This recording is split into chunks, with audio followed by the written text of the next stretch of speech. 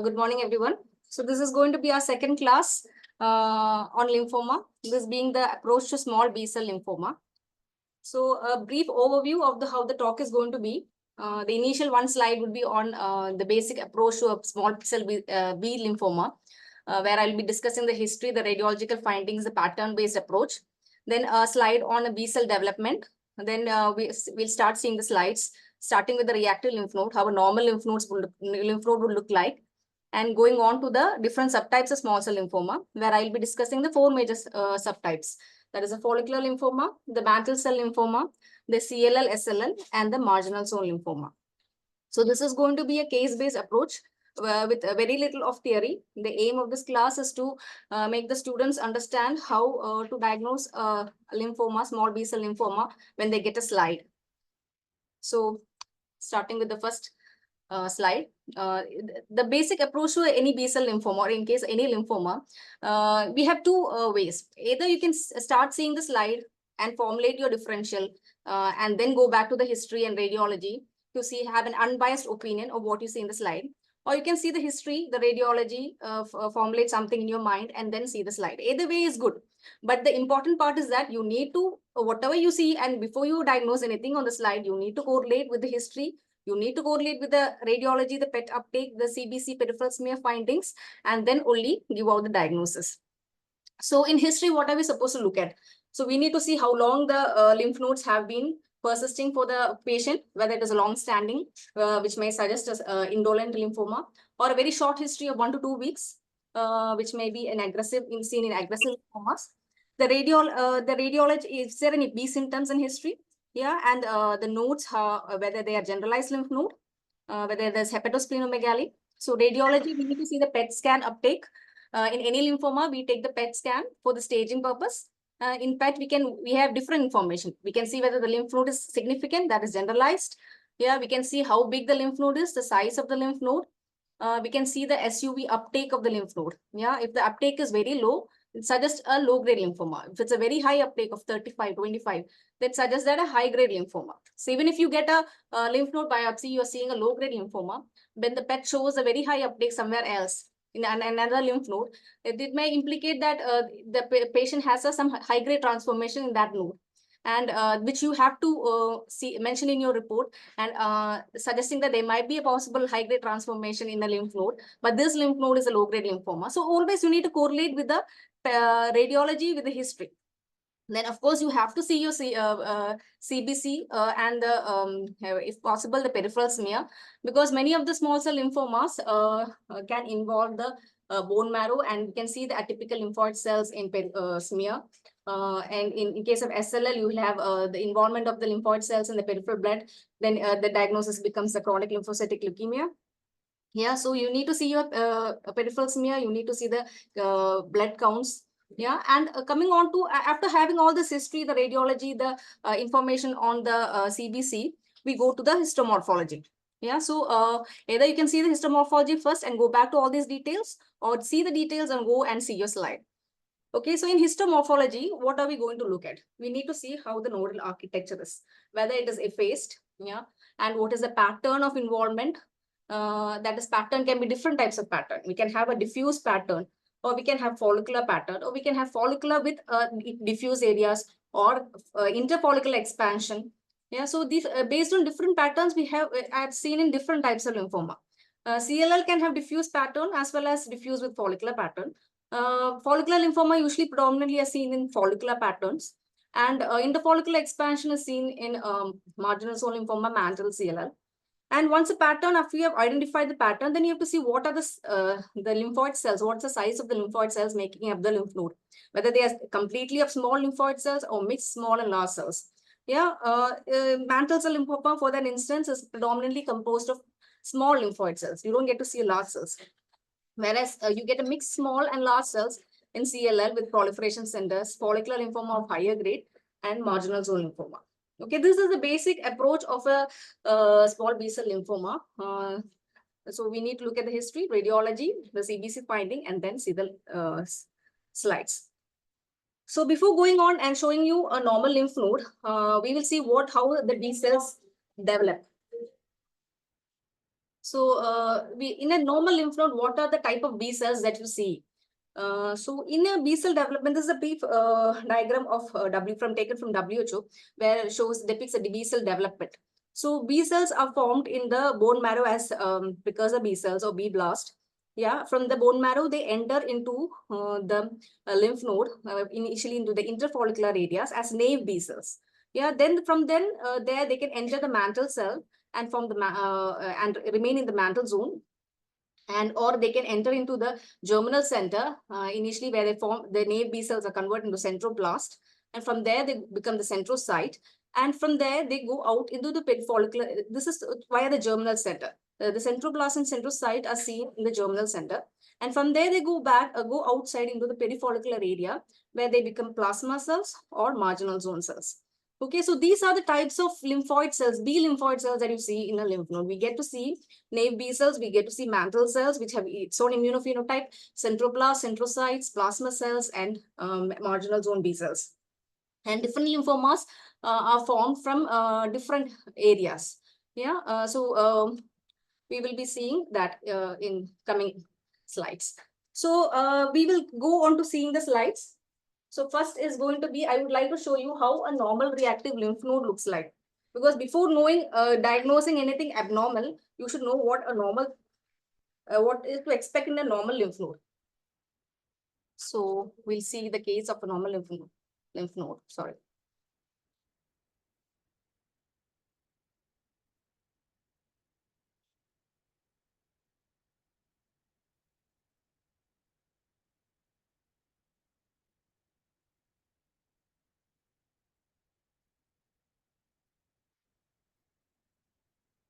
So I'm starting with the 4x. But as I told earlier in my previous class also, the 2x is your best scanner for a diagnosis of a lymph node, where you can see the entire lymph node and spend maximum time in the low power. So this is a normal lymph node, where you can see very nicely the capsule, the subcapsular sinuses, which are painted. Okay, you have to go systematically when you are going to diagnose a lymphoma, starting from the capsule, the subcapsular sinuses.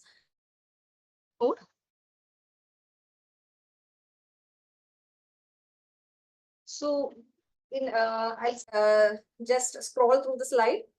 If you can see the follicles. This is the cortical area, where you can see the secondary follicle with the germinal center. This is a little bit of darker area in this follicle. This is a bit of lighter area. Yeah, here. This is the 4x. And Thomas, we are seeing the MBR cancers on the slide only. You're not seeing the slide. 1 second.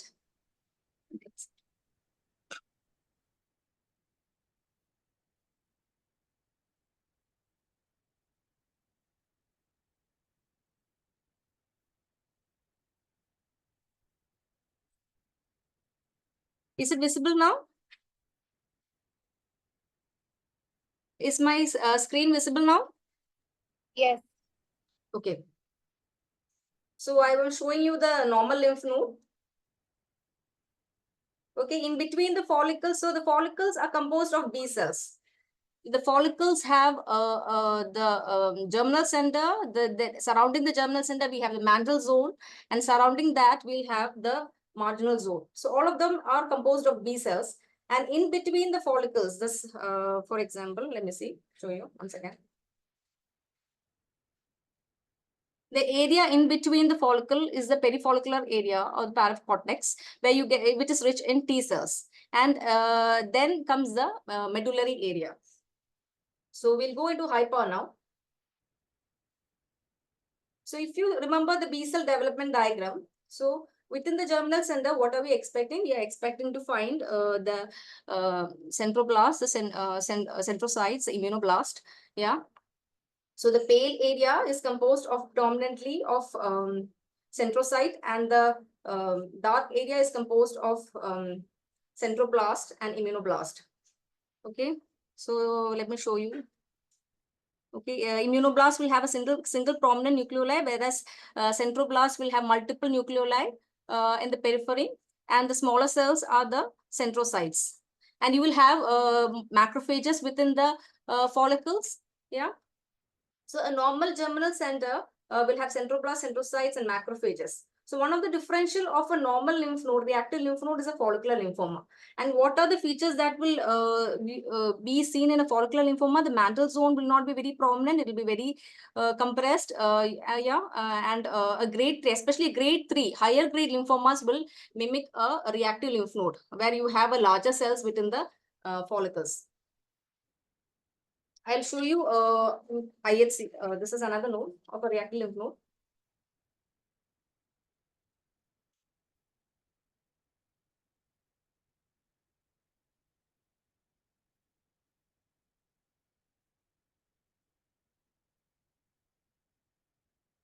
So if you see this lymphoid follicle, you can see the germinal center. We can see a little bit of mantle zone and this paler area where the cells are seen to be wide apart because they have a lot of cytoplasm, pale cytoplasm. This is the marginal zone. Yeah. Now I will show you the IHC. What is the IHC that is to be expected? If anybody can volunteer and tell me which is this IHC. Is there any students who are ready to volunteer? So this is IHC is a membranous stain which is staining the germinal center, the mantle zone, the marginal zone, and the interfollicular few cells. Can anybody guess which IHC is this? Any volunteers?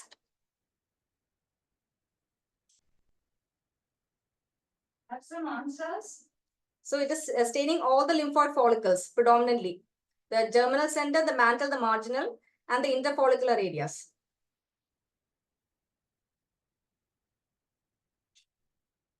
Okay, this is a CD20. Okay, CD20 will stain all the B cells.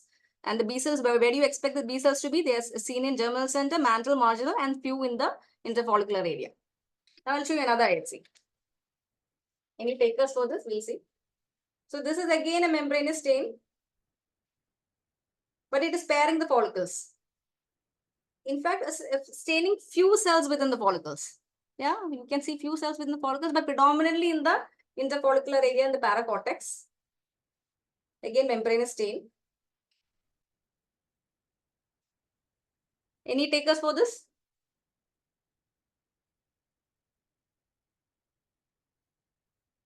So this is staining all the T cells. So you get to see a few T cells within the follicles also, T helper cells within the follicles, but predominantly they are found in the interfollicular area in the T zone. So this is your normal CD3. Okay. Now, normal, which is this another stain, which is staining only the germinal center. And it is again membranous. Staining only the germinal center, membranous. Any takers? Okay, this is CD10. So CD10 stains the germinal center, B cells. Yeah. It can also stain a few neutrophils. That is what you're seeing in the paracortex, CD10. Okay. What about BCL2?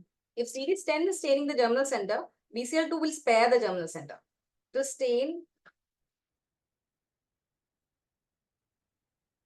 T cells. It will stain the mantle zone, the marginal zone. Yeah, but it will spare the germinal center. It is also a membranous stain. Okay, you don't expect the BCL2 positivity in the germinal center. This is again a membranous stain. Now, what is very important is to know how the MIB staining of this is a very, very important slide. How a normal MIB will look in a normal lymph node. Yeah, because many times we might be struggling to call whether this is a lymphoma, whether it's a normal lymph node. And the only thing that might help is a low MIB. So how does a normal MIB look like? This is how a normal MIB Ki67 should look like. The germinal center should have a very, very high Ki67. And if you very closely look, you can have a dark zone here, yeah, and a lighter zone. So the darker zone, a darker zone is an area of centroblast and centrocyte, which are taking a lot of MIB. A lighter zone is the areas with the centrocytes. Centroblast and immunoblast is the darker zone. So the MIB is very high in this germinal center, and you have this polarization, yeah. So this MIB, you have to keep it in your mind, because I'll be referring to this kind of MIB, the low MIB, in my future slides. Yeah. So please keep this in your mind, this MIB, and the MIB that you expect normally in the paracortex, the MIB that you expect normally in the germinal center. And also another important stain, when you have a difficult case, you're struggling to call a lymphoma or a reactive, there is the CD23. So normally our CD23 stains the dendritic cell meshwork. Yeah, and it is going to be very, very compact. If you see, it's very compact. It's not disrupted. Very nicely, tightly packed follicular dendritic cells. Yeah. So this is how a normal follicular dendritic cell should, CD23 should look like. Okay, I think I've shown you all the stains of a normal lymph node. Yeah. So normal lymph node, reactive lymph node will have this lymphoid follicle pair, and the architecture would be maintained. We have a follicle cortex with the lymphoid follicle, the paracortex, and then the normal immunostains of the normal lymph node. I think it will be more clear when we go on to individual cases, where when I'll show you how abnormal a small grade lymphoma would look like. So whatever I've said would be more clear. Okay, we shall go to our first case. So this is a case of a 58-year-old male who presented with the parotid swelling since 8 months with recent increase in size. The CBC was within normal limits. Yeah, and the PET showed avid conglomerate lymph nodes above and below diaphragm. So there's generalized lymphadenopathy. Yeah, and it is PET avid. But how much is the SUV uptake? It is just 5. Yeah, the 5 SUV is kind of low. It's a low FCV uptake. The size of the conglomerate mass is 5. This is 5 centimeter. This is quite significant generalized lymphadenopathy with a low SUV uptake. Yeah, so I'm totally biased as this case to be a lymphoma, and probably a low grade lymphoma because of the low SUV uptake. Okay, now we'll see the slide, how the slide is going to look like.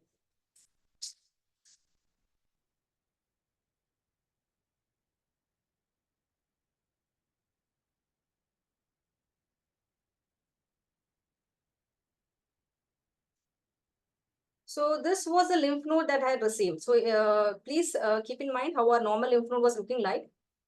And what about this lymph node? And the lymph node is composed of entirely of follicles, right? Back-to-back follicles. And if you see, the mantle zone is present in some of the follicles, whereas some of the follicles, the mantle zone is quite devoid of mantle zone. Yeah. And it is composed of small cells. Okay, I'm not, unlike in a Hodgkin lymphoma where we used to see our large cells standing out of our lymph node, I can't find any large cell out here standing out. It's composed of back-to-back follicles. I don't see any macrophages out here in this lymphoid follicle. I don't see the mantle cells are very,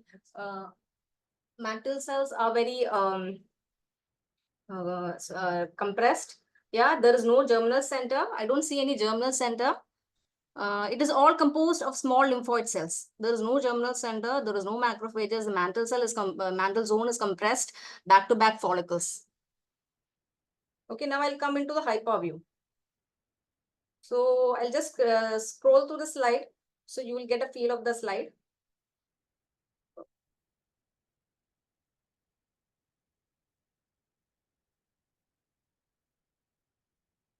Okay, shall we come into the higher power?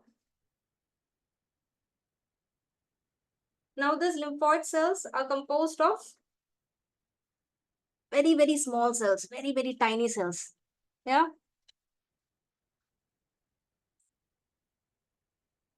Again. So sometimes it's quite difficult when to call a cell small, when to call a cell large or intermediate. So what I use is that whenever you see a nucleus in a cell, that cell is large. So this cell, you can see the nucleus in the cell. So this is a large cell. Whereas this cell where I can't find a nucleus are the small cells. Yeah. So in this lymph node, we are seeing a few large cells and majority are small cells. Yeah. I'm not seeing any macrophages. Yeah, I'm not seeing my usual centroblast, centrocytes filled germinal center, which I had shown you in the reactive lymph node. So this is kind of abnormal. Okay. So any takers, what could it be? What lymphoma could this be? Of course, it still could be any of the small cell lymphoma. And want to see the IHC? So this is our CD20. So CD20 is staining this lymphoid follicle. Sorry.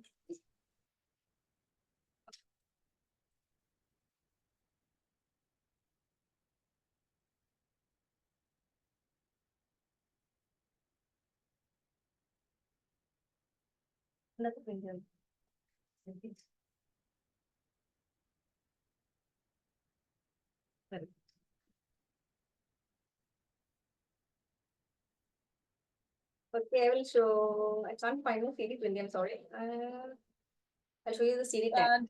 Yes. Sorry to disturb you. In Yeah. between, you said about small cell and large cell. I didn't understand your concept behind that. Can you just repeat it again? Yeah. So, so sometimes we do struggle to call whether it is a small cell, intermediate cell, or large cell. Yeah, especially, it is really hard if the fixation of the node is very, very poor, where all the cells will shrink. But if you have a very nice fixed tissue, and either you can do it two ways. Either you can compare it with the normal cells, lymphoid cells in the paracortex. Yeah, where if you have a normal lymphoid cells, and say compare your tumor cells. Or else, if you look for a nucleoli, yeah, any cell with a nucleoli is a large cell. So if you can't find a nucleoli in a cell, in a normal, in the cells, probably it is a small cell. Yeah, so this is a cell with a nucleoli. I can see the nucleoli here. So this is a large cell, large sized cell. Yeah. So whereas these small cells, where there is no nucleoli in these cells, and of course you can compare it with the cell, definitely small with the compared to the large cell. Yeah. So that is how I try to estimate the size of a lymph node or a lymphocytes within the lymph node. So anything without a nucleoli is more likely to be a small cell. And those with a prominent nucleoli where you can find a nucleoli are the large cells. Am I clear? Oh. Yeah. Thank you. Okay. Okay, now I'll show you the CD20. So this is a CD20.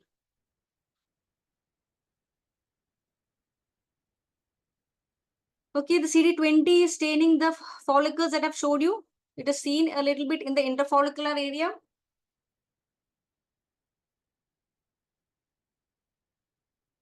Yeah, a little bit more in the interfollicular area, but still predominantly in the follicles.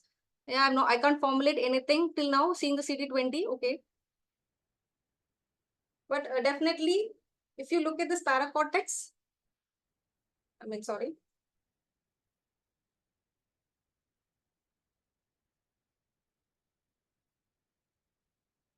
It's a little bit more than that of a normal lymph node. It is going a little bit more into the paracortex. But then again, if you're not very used to seeing a lymph node, maybe you will still struggle whether to call the CD20 normal or abnormal. So we'll go and see the rest of the marker. CD10.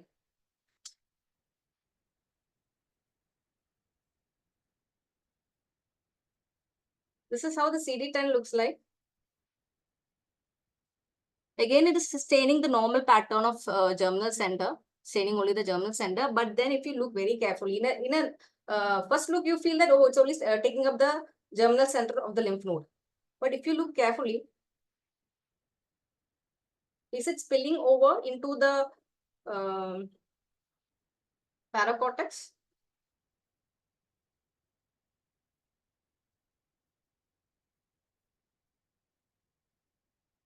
It's not entirely confined to the germinal center. There is a little bit of spillover into the paracortex. So this is a germinal center. Yeah, and if you look carefully, there's a little bit of spillover into the germinal paracortical area also. Yeah, CD10 is not supposed to come into the interfollicular area of paracortex. Yeah, so this is a little bit weird. which we are not expecting a normal lymph node to have a CD20 staining in the perifollicular or paracortical area. Okay, so we'll see our BCL2. Now, where do we expect a normal BCL2? If you remember, a normal lymph node, BCL2 will never stain the germinal center. Yeah. If you see the germinal center being staining with BCL2, it is very, very abnormal. So, where is this is my BCL2. Where is the BCL2 staining predominantly? Yeah, it's in the reverse pattern. Supposed to be negative here in the germinal center, but it's taken up BCL2. So, BCL2 positivity with CD10 positivity and a small lymphoid cells in follicular pattern. Now, any takers? What this BCL2 positivity, CD10 positivity? If you still feel that this could be a reactive, which is not, what about the MIB? Remember the MIB that I've showed you in a normal reactive lymph node? So this was suppose this is a follicle where this is supposed to be our germinal center. Is this a normal MIB that you expect in the germinal center? Definitely no. It's quite low. Yeah, very low MIB. This is not a MIB that is acceptable in a normal lymph node. Yeah, so we have another thing which is pointing it towards a lymphoma. See, positivity of CD10 with BCL2 and a low MIB. Yeah, and we have seen follicular pattern, and this is our CD23. CD23 shows that this is a follicular pattern. We are seeing the lymphoid follicles. So this is a lymphoma with the follicular pattern. Yeah, with the low MIB. Yeah, and 10 and BCL2 positivity, small sized. Anyone? Any guesses? Now this is our CD3. So sometimes what happens is that when you see the CD20 and when you see the CD3, CD3 is pretty considerable amount. It's there in considerable amount. So this much of CD3 is actually acceptable in a follicular lymphoma. Yeah, so don't be scared by seeing this amount of CD3. Yeah, remember in follicular lymphoma, you can have a little bit more of CD3. But then what is important is your low MIB, yeah, 10 and 20 positivity and follicles of CD23. Still no takers?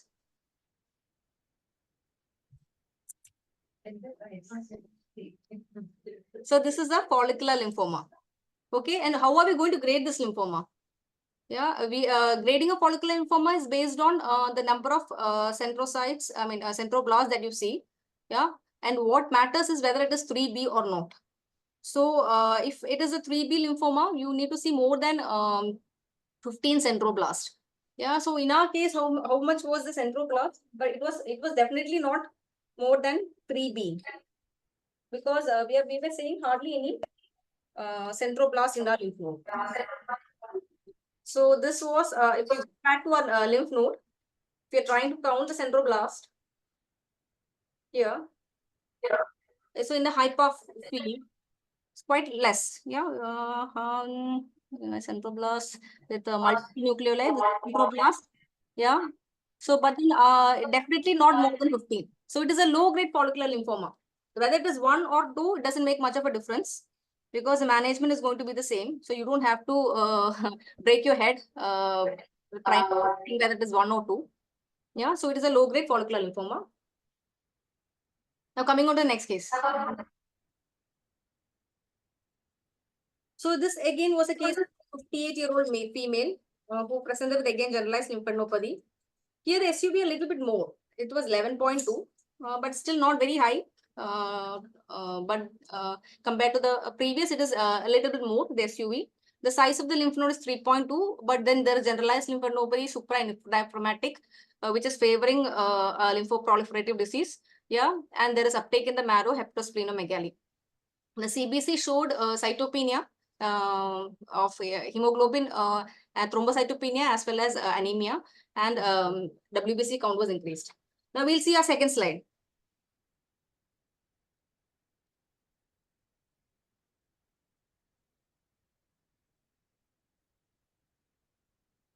So this is our second case. So I think now you have become expert to diagnose a follicular lymphoma. So look at the second case. So this again is a lymph node. Yeah. So I don't see the capsule, but then a perinodal fat infiltrate of lymphocytes are seen, which is favoring towards lymphoproliferative disease. You can see. And can you make out vague nodules? Yeah. The pattern, the normal lymphoid lymph node pattern is effaced. You can see back-to-back nodules again. Can you see the back-to-back nodules? Okay. So always scan the entire lymph node with your low power to see any different area. Okay. And what about this area?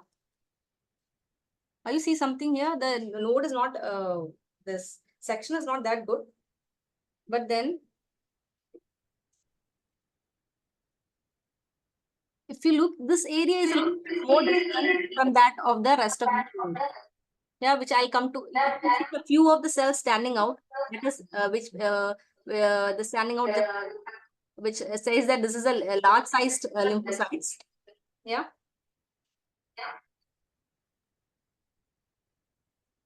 So I'll come on to the that follicle once I show the rest of the follicles in this lymph node. So again, in this lymph node, I'm not seeing any macrophages. Yeah. There are few large cells. Yeah, this follicle reminds me more of like a germinal center. So when a lymphoid follicle looks more like a germinal center, if it is a follicular lymphoma, it is more likely to be a higher grade lymphoma. Yeah, because that is when you start seeing the centrocyte, centroblast, which will make a normal reactive lymph node. So when the number of centroblasts increases in the lymph node, it is going to be a higher grade follicular lymphoma if it is a follicular lymphoma.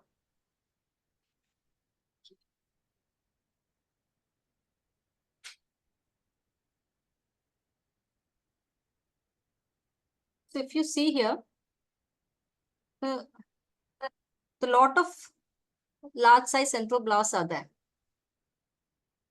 Yeah, yeah. And this is definitely going to be more than 15. So see the centroblast when I count. And remember that one follicle which I showed, which was looking a little bit odd, we'll go to that follicle. What about this area? This area looks really ugly. Yeah. Yeah. A lot of mitosis, hardly any centrocytes. Yeah, all of these looks very bad.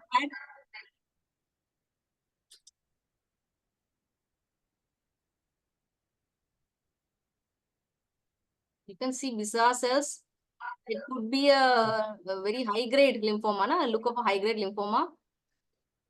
But rest of the lymph node follicles was not so aggressive looking. So you need to scroll through the entire lymph node rather than jumping on to see your IHC slide, because you might miss few important areas. So I'll show you the IHC. This is CD20. So compared to our previous follicular lymphoma, the CD20 is pretty much more than the previous slide. You know, we are seeing almost the entire lymph node to be filled with CD20 positive B cells. Okay, so you the entire lymph node is seen to be filled with B cells. But then again, you can make out these vague follicles. CD3. CD3 is decreased. So it is seen predominantly in the perifollicular area and few of the T cell, T helper cells within the follicles. Yeah. This is our CD3.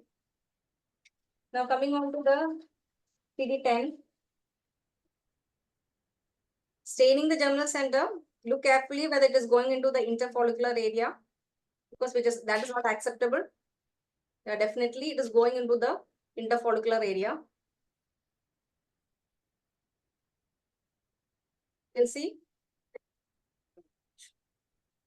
So this is a lymphoid follicles. The interfollicular area is definitely taken up CD10. BCL2. Okay, it has taken up the follicles. So the follicles are positive for CD10 as well as BCL2. Yeah. Similar to our previous case. Okay, and CD23. CD23 is kind of disrupted at places. Here, you're expecting the germinal center to be having tight CD23, but it is quite disrupted. And the center is have lost the CD23 and it's been pushed out into the periphery. Yeah, this is definitely typical. Yeah, and you have some areas where you have the very nice follicular dendritic cell meshwork.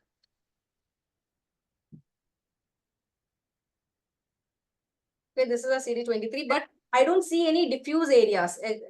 So you have to look through the CD23 to see whether there are any areas where there is a loss of CD23, which will indicate an area of a DLBCL. You have to scroll through your CD23 in a case of a follicular lymphoma to see whether there are any areas where there is a loss of CD23, and then go back to your morphology and see whether that area is looking like a DLBCL or should be because that makes a lot of impact on the management of the patient. Now this is this is Ki67. Again, what about this? Is this Ki67 high? It is definitely more than the previous case. But again, I will say compared to a normal lymph node, this Ki67 is quite low. This is not the Ki67 that is acceptable in a normal lymph node. Okay. And there are areas where I had tried to show you in the HND slide, like areas like these, where the cells were, yeah, showing very high Ki. In fact, this Ki also is still low compared to normal lymph node. Okay. So 10 positive BCL2 positive 23 retained follicles. But I am not seeing a DLBCL like area because CD23 is retained. But morphology wise, so it is a follicular lymphoma. But then what is the grade of this follicular lymphoma? How would you grade this? Is it a low grade 3A, 3B? So majority of these lymphoid follicles are showing centroblast, more than 15 cells. But then when you have centroblast mixed with centrocyte, it becomes 3A. Here in this follicle, you can see there are centroblast, but you can see there are small lymphoid cells, centrocytes. So there are centroblast areas mixed with centrocyte.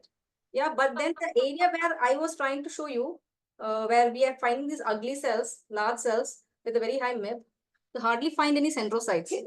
Yeah, this is like a 3B area. Okay, so it is very important that you diagnose 3B follicular lymphoma because they are managed like a DLBCL. Okay, so the clinician wants to know whether follicular lymphoma is 3A, B or not. So this is a case of 3B follicular lymphoma, and we were seeing the SUV to be a little bit high compared to the previous case.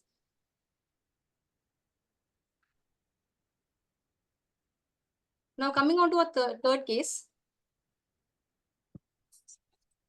So this was a 63-year-old male. We didn't have any history. We had just got a lymph node for second opinion. So a totally unbiased look of the slide. We don't know whether the patient has generalized lymph node. What is the SUV uptake? Yeah. Okay. So this was how the slide looked like.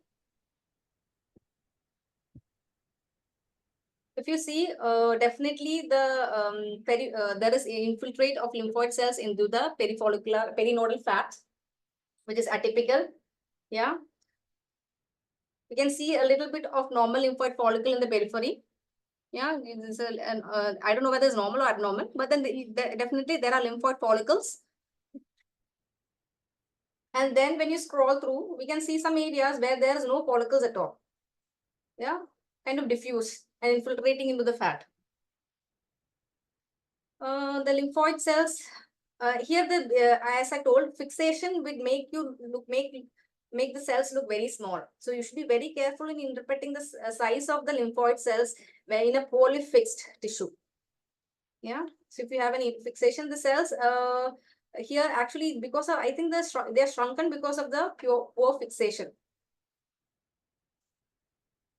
Okay, so a way to tell whether these cells are small or not is to compare with the normal lymphoid cells. Okay.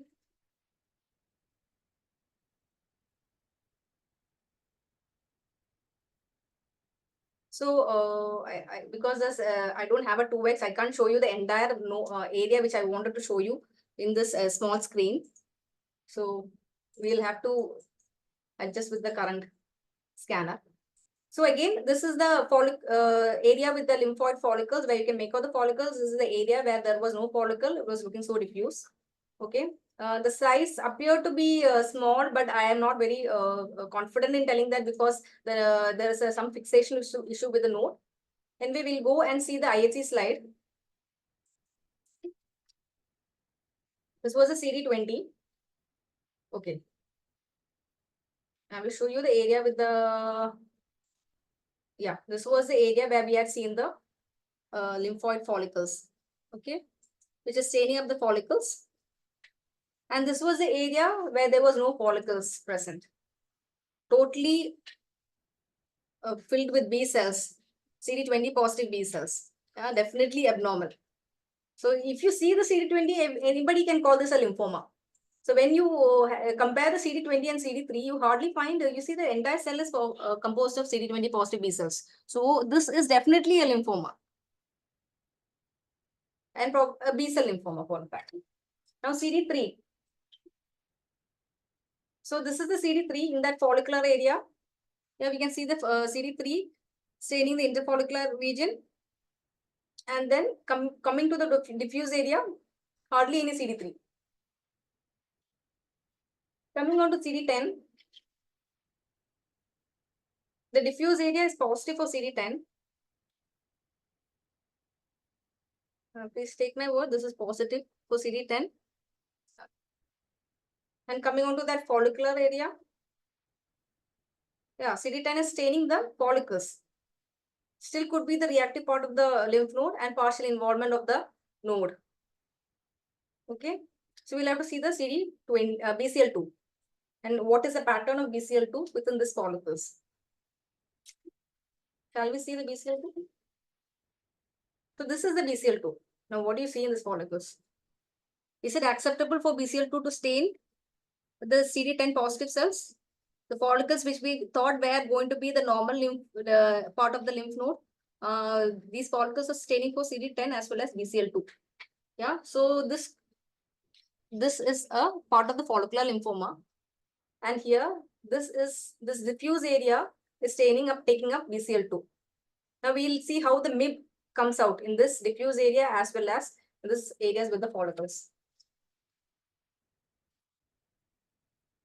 This is the diffuse area, very high MIB. The MIB is quite high.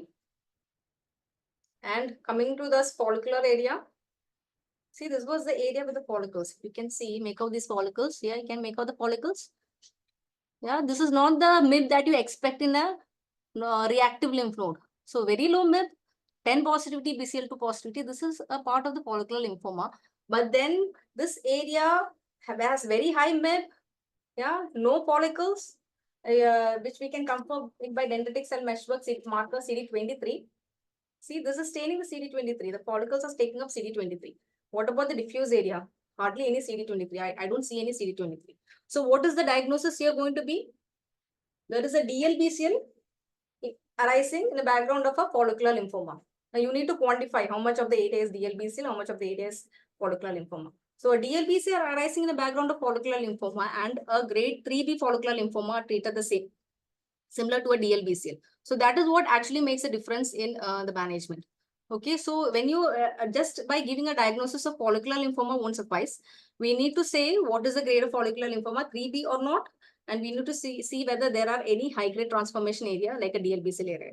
So I'm very sure if you take the PET scan, SUV, these lymph nodes would have a very high uptake of PET. Okay. So this is briefly on the cases of follicular lymphoma. So going just a review of the entire follicular lymphoma, the pattern that we see would be follicular or follicular and diffuse. Okay, the few of the subtle features that will help us to diagnose a follicular lymphoma is mantle zone would be absent or very compressed. There won't be any polarization. You won't see that in the dark and light zone areas with centroblast, centrocyte, and the polarization of the follicles won't be there. No tingible body macrophages, but this had to be taken with caveat because there are follicular lymphoma with tingible body macrophages. So just because you see tingible body macrophages, you can't rule out a follicular lymphoma. You need to take the entire picture into consideration. Okay, so the morphology here is another thing. You see both small cell as well as large cells. The large cells are the centroblast. Yeah, you don't see unanimously composed of a small cell. You see follicles, and the follicles are composed of small cells, and you have interspersed large cells. Okay, this is the histomorphology. And coming on to immunohistochemistry, the positivity of CD10 and BCL6 along with BCL2, yeah, is something very abnormal. But again, you have just because any lymphoma with 10 BCL2 positivity does not make it follicular lymphoma. High-grade lymphomas like DLBCL can have 10 and BCL2 positivity. So you need to look at the size, you need to look at the MIP, you need to look at the dendritic cell meshwork the entire IHC and the entire PET uptake, SUV, everything, a clinical picture into view. Just based on one IHC or one morphology you cannot make a diagnosis of follicular lymphoma.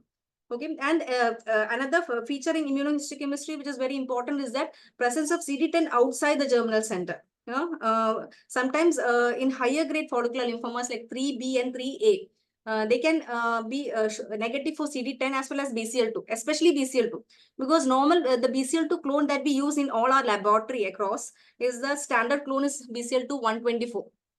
Okay, which become absent in higher grade follicular lymphomas.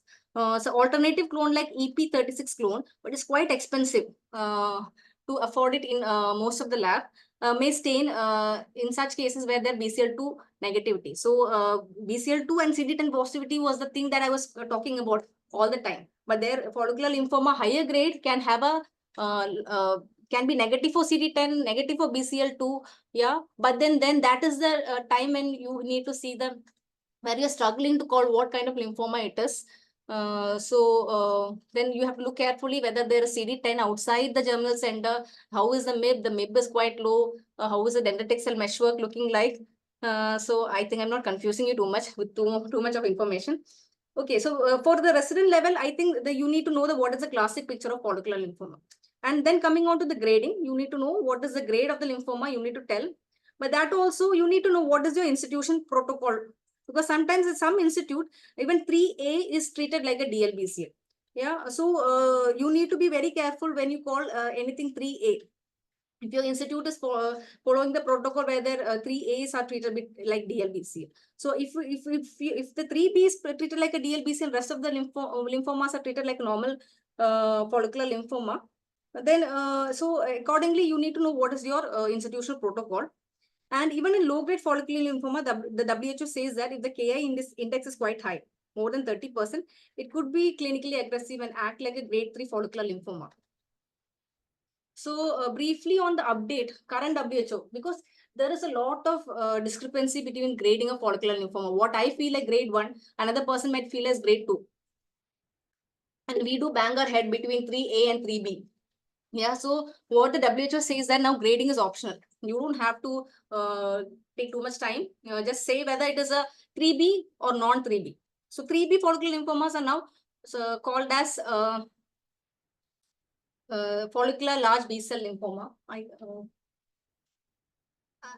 Whereas rest of the follicular lymphomas, it's on the mark. Rest of the follicular B-cell lymphomas are called as one second. ഈ സാധനം ഒന്ന് കളയാൻ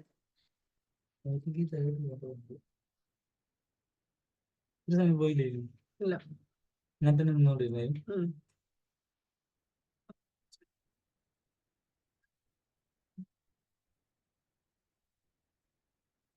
Rest of the follicular lymphomas are called as you need to know 3B follicular lymphoma is called as follicular large B-cell lymphoma, whereas rest of the follicular lymphoma grouped under classic follicular lymphoma, that's which shows follicular growth pattern and centrocytes mixed with centroblasts. Whereas in follicular large B-cell lymphoma, you don't get centrocytes.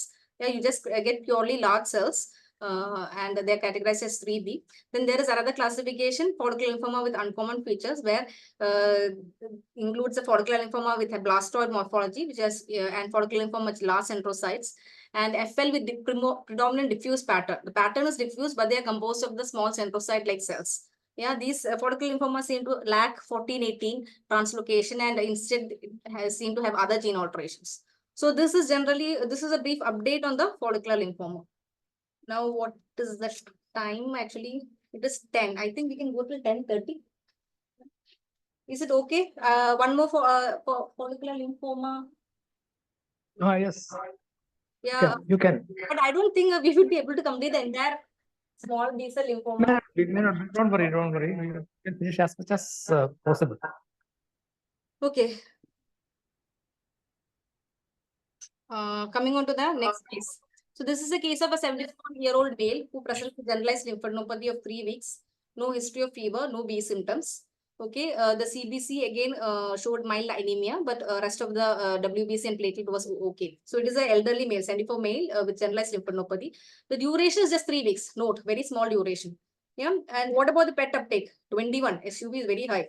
Yeah, multiple lymph nodes, and the size is 2.8. Then in addition to the lymph nodes, the extranodal involvement are seen in the nasopharynx. The patient had splenomegaly. There was involvement of ileocecal junction, pleural omental deposits, anterior chest wall deposits. Yeah, lot of extranodal involvement.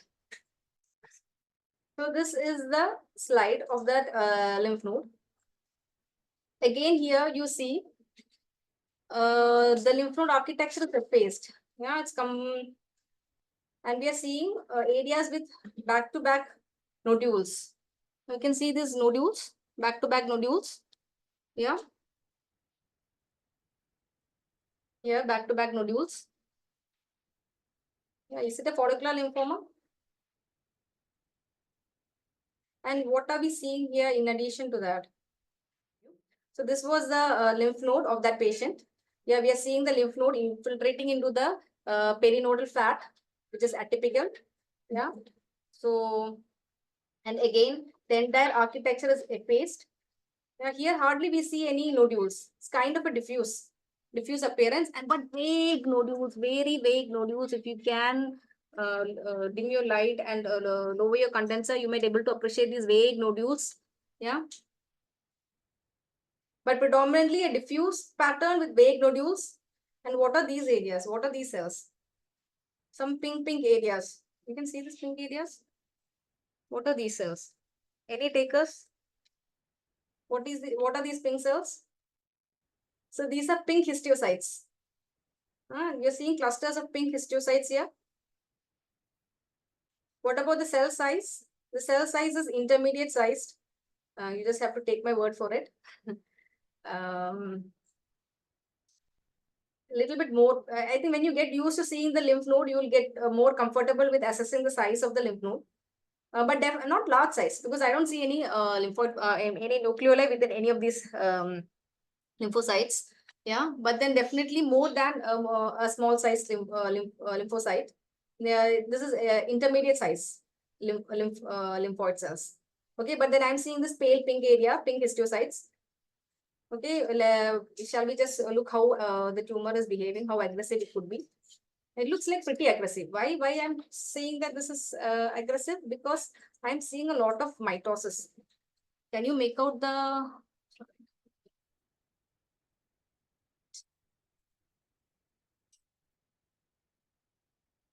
So there is a mitosis here. There's a mitosis here. This one. Yeah, this is a mitotic figure. This is a mitosis. Here, mitosis. So this the node is quite no, it looks like quite an aggressive lymphoma. Yeah, and the intermediate size. We are seeing a tripolar mitosis out here. Yeah, and that is correlating with our SUV also. The SUV was quite high. This is our CD20. Okay, CD20 is diffusely positive. The entire node, it seems like the entire node is replaced by B cells. So this is going to be a B cell lymphoma. CD3, quite sparse.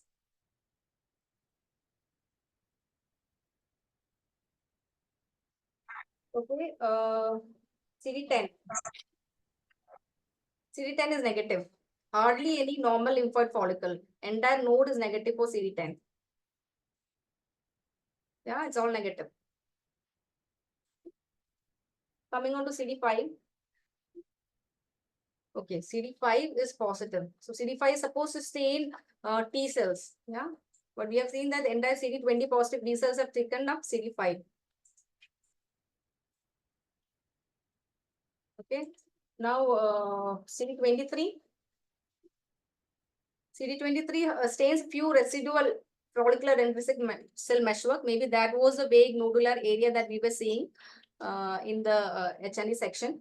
Okay, and but then it is definitely disrupted. This is not a normal CD23 pattern that we are expecting in a normal lymph node. What about the Ki67? Oh, it's too high. And too very the correlating with the SUV, correlating with the mitotic figures, yeah, in the morphology. So it's quite high SUV. And quite high MIP, Ki67. So 5 was positive, 10 was negative, 23 was negative. Any other marker that you would like to see? So this is the marker which is going to make the diagnosis. This is cyclin D1. The cells are positive for cyclin D1. Yeah. And an additional marker, that is SOX11. So SOX11 is also positive. So the cells are positive for CD5, cyclin D1, SOX11, CD20. B cells positive for cyclin D1. What is the diagnosis? Mantle cell. Mantle cell. So will let calling it a mantle cell lymphoma will complete the diagnosis. You want to add something else?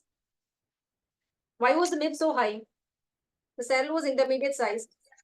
And if you see, you can see some starry sky like appearance. No, you can see some no, like you see in Burkitt like starry sky like appearance. No.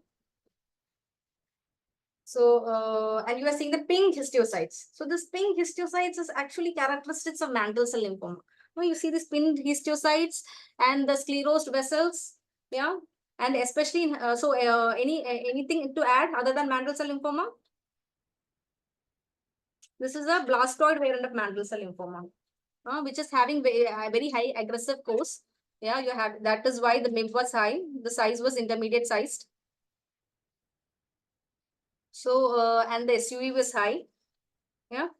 Then I will show you one more case of mantle cell, or normal mantle cell lymphoma. So this was a blastoid variant. This is a case of a normal mantle cell lymphoma. The initial slide that I was showing you. So here the slide, the lymph node, the lymphoid cells are arranged in vague nodules. Yeah, back-to-back nodules. Okay, again here, if you look carefully, you are seeing those pink histiocytes. You're seeing those pink histiocytes? But here they're scattered. Yeah. This here, the size is small sized. It's quite small compared to the other blastoid variant. It's quite small. And you're hardly finding any, any large cells. Predominantly, they're composed of small cells. Okay. And you're seeing those pink histiocytes. See, very nice pink histiocytes. Okay, so this was also a case of mantle cell lymphoma, which is positive. I'll show you just partially show it through the IHC slide.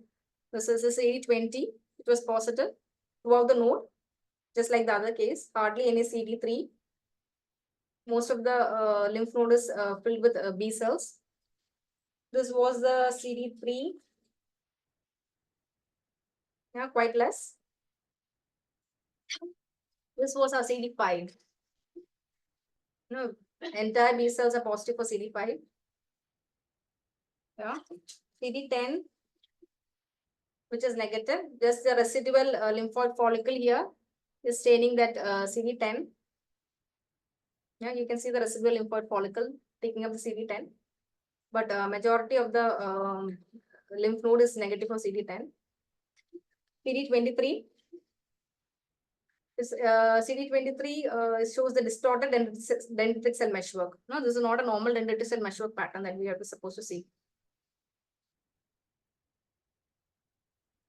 And cyclin D1. This is cyclin D1. So cells are positive for cyclin D1. Yeah. So CD5 positivity. What was the MIB?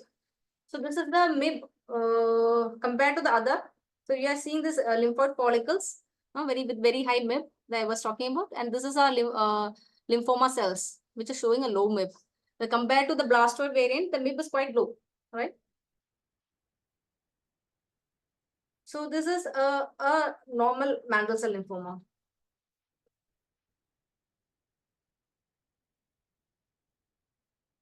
So briefly on mantle cell lymphoma, it is usually seen in elderly. Age is more than 60 years.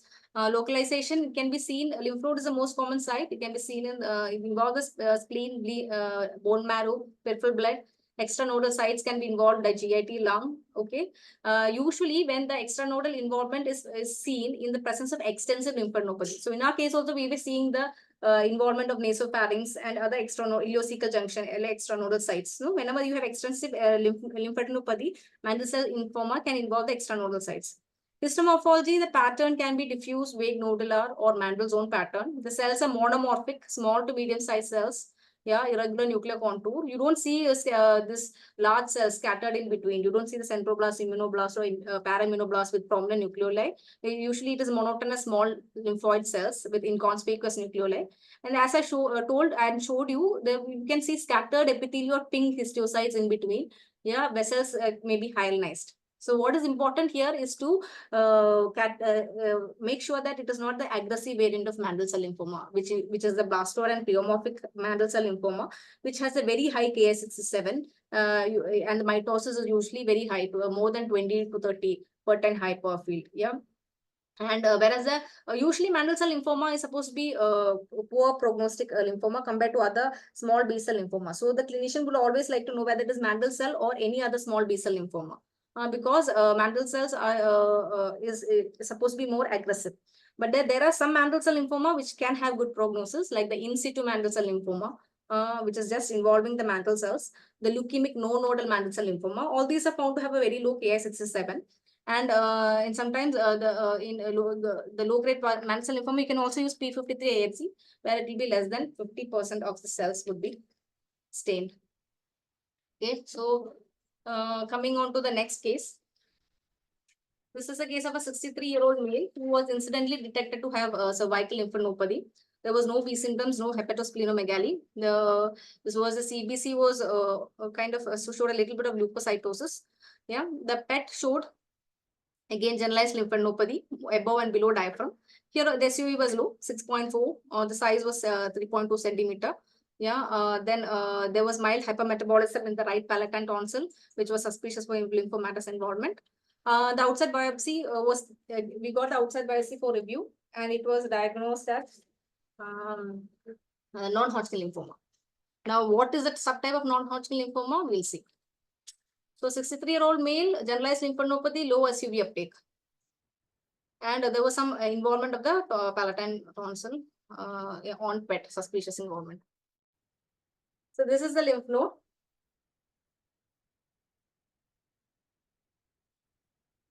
So here we are seeing, again, we don't see the normal germinal lymphoid follicle with germinal center. We are seeing just a lymph node with effaced architecture. But if you look carefully, there are these pale areas. No? You can see these pale areas. But then,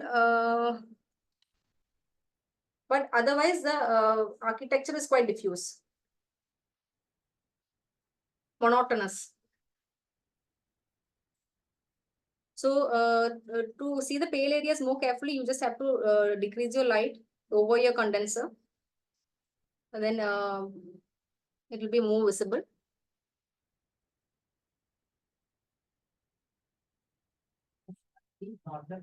Yeah, vague node. You can also call it as vague nodular pattern. You see here, you can have this vague nodular pattern. Yeah.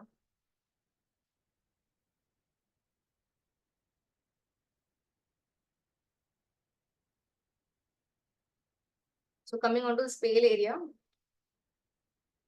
This pale area, we are seeing large size cells. No, you are seeing cells with prominent nucleoli in the composed that which is the para-immunoblast. We can see the pro-lymphocytes, which are the relatively smaller size lymphoid cells with prominent nucleoli. Yeah, so this pale area is looking pale because of this para-immunoblasts and pro-lymphocytes, whereas this is a dark area which is composed predominantly of the small lymphoid cells.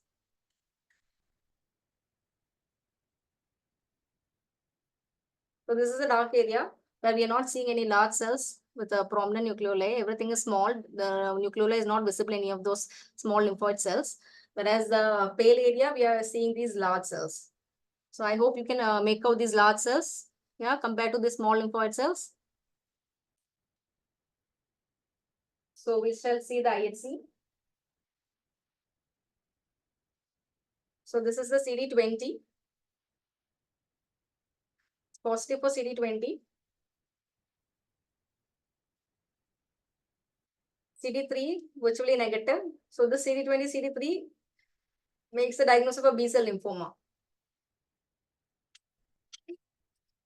CD5 is negative.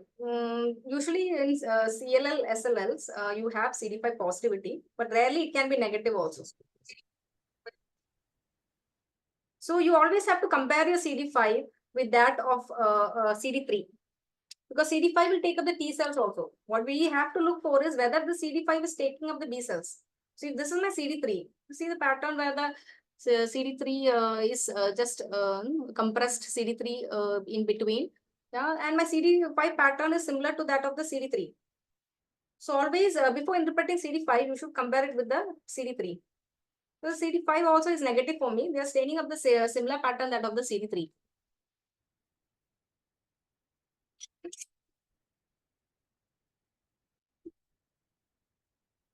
This is CD10. It's negative for CD10.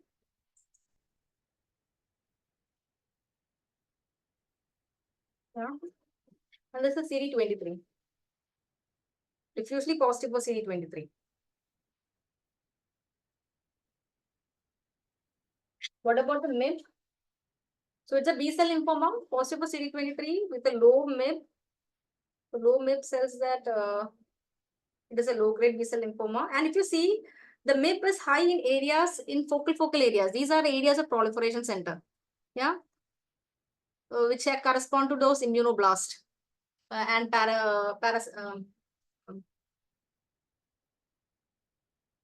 so this is one of those normal reactive follicle. See the MIB? So this was the MIB I was talking about. This is the MIB, high MIB that we expect in a normal lymphoid follicle. Whereas compared to that, the MIB here is quite low. So this is a case of small lymphocytic lymphoma, bar CLL. So the peripheral smear had shown involvement in this case. So CLL, SLL is seen in elderly. Usually they are asymptomatic. They just come for routine checkup. They see lymphocytosis, peripheral smear is done, CLL is taken up, diagnosed. Or they may present as a lymphadenopathy with splenomegaly. Sometimes they may present as autoimmune hemolytic anemia. The patient is having anemia and is undergoing workup for autoimmune hemolytic anemia. They find to have lymph node. When it is biopsied, it is diagnosed as SLL or CLL. Extramedullary disease involvement can involve other sites rarely like GIT, CNS, etc. Histomorphology, they are blue nodes. The nodes are blue. The pale nodular areas which I showed you, the pattern is diffuse with or it can be paracortical expansion or it can have nodular with diffuse areas. Yeah, the morphology is like small size lymphoid cells, inconspicuous nucleoli. Only in that proliferation center you see those parafollicular cells and immunoblast. And then the pale foci proliferation center with pro-lymphocytes and para-immunoblast will have a higher MIB. And what you have to see in histomorphology is whether it is a aggressive variant of CLL, SLL, where the proliferation center is quite expanded. Yeah, and this area with high MIB and the para-immunoblast is quite expanded.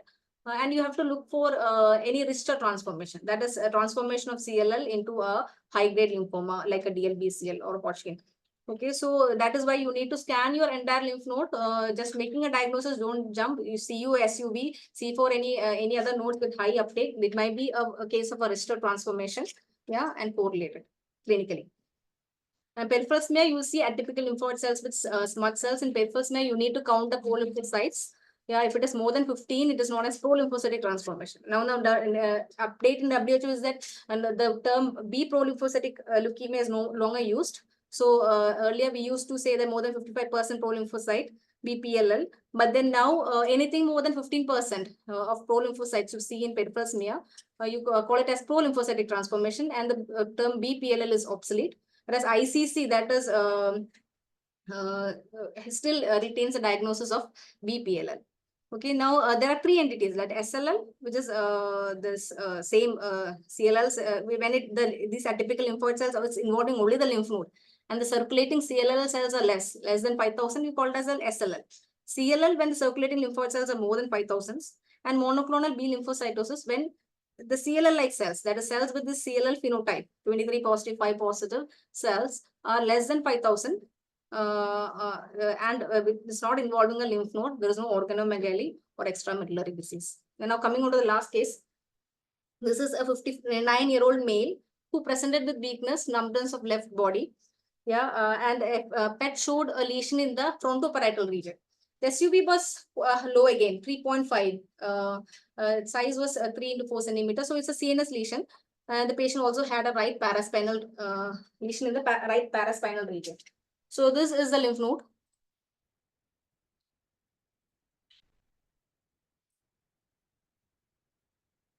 So we had received the second, this core biopsy as second opinion.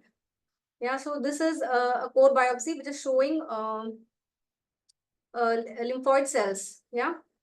And if in the slope, or if you look at these lymphoid cells, you're seeing these lymphoid cells have a lot of cytoplasm.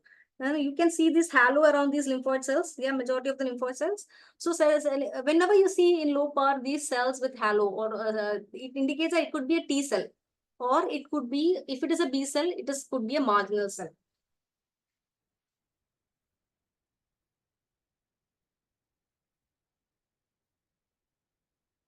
So again, this is the small lymphoid cells.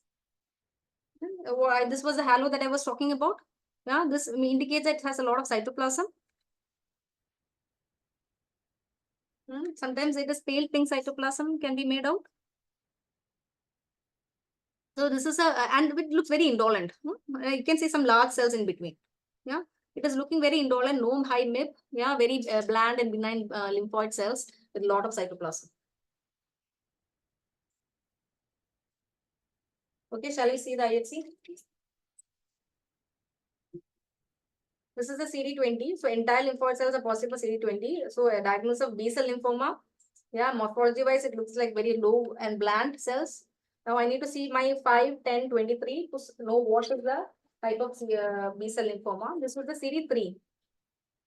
The CD3 is a kind of a little bit more, but then I'm still comfortable in calling it a B cell lymphoma with this amount of CD3.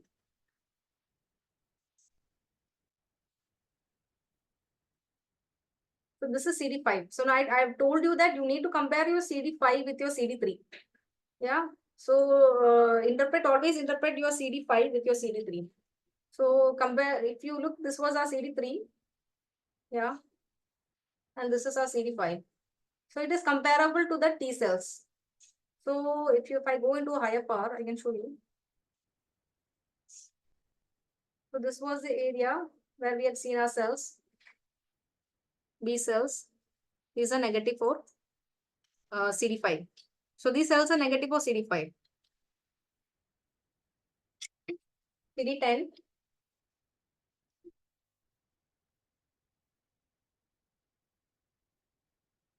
This is CD10. It's negative for CD10. The cells are negative for CD10. So 5, 10 negative.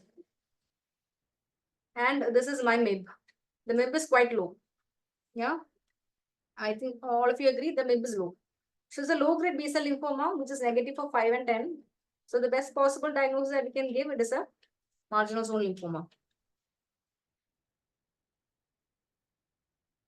So I will show you one more case of marginal zone lymphoma. This is another case of marginal zone lymphoma. This was the lymph node excision biopsy.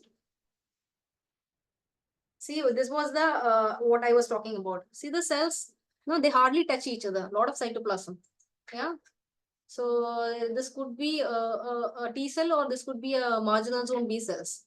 A lot of cytoplasm.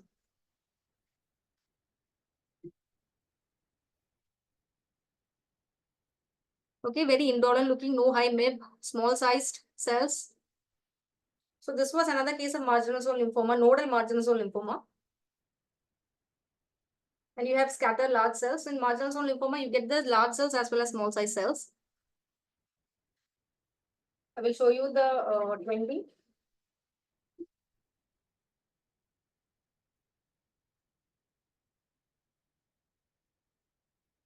So this is the CD20.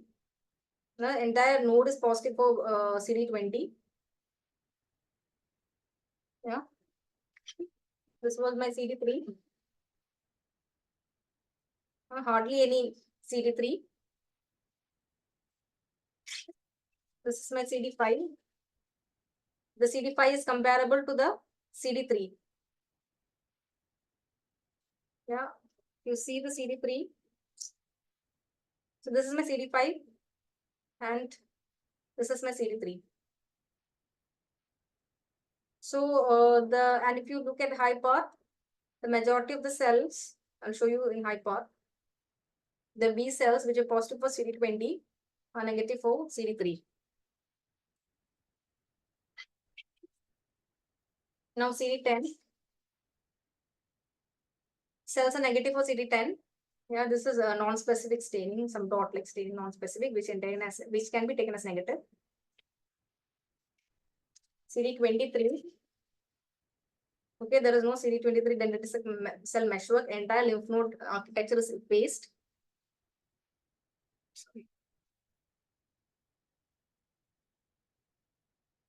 Okay, and MIB. Just to confirm that it's a low-grade lymphoma. Okay, the MIB is quite low. This is not a MIB that you expect in a high-grade lymphoma or a normal reactive lymphoma. So this was another case of marginal zone lymphoma. So coming on to the last part of our slide. So marginal zone lymphoma can be classified into nodal marginal zone, extranodal marginal zone, splenic marginal zone, or primary cutaneous marginal zone lymphoma. They're usually associated with autoimmune disease like Hashimoto's Sjogren disease. Yeah, microscopy, they can be nodular, marginal zone pattern or diffuse pattern. And sometimes you can see very beautifully the follicular colonization, that is the marginal zone coming into the CD23 meshwork. So there was this another case which I had wanted to show you. I'll just show you. Because of lack of time, maybe we'll avoid that. So you can, if you look at the CD23 IHC, you can see those negative cells coming into the germinal center. That is known as the follicular colonization. Okay, and small cells, as we are told, is monocytoid or plasmacytoid because of the large amount of cytoplasm present. Yeah, they can have variable amount of plasma cells and large transform cells.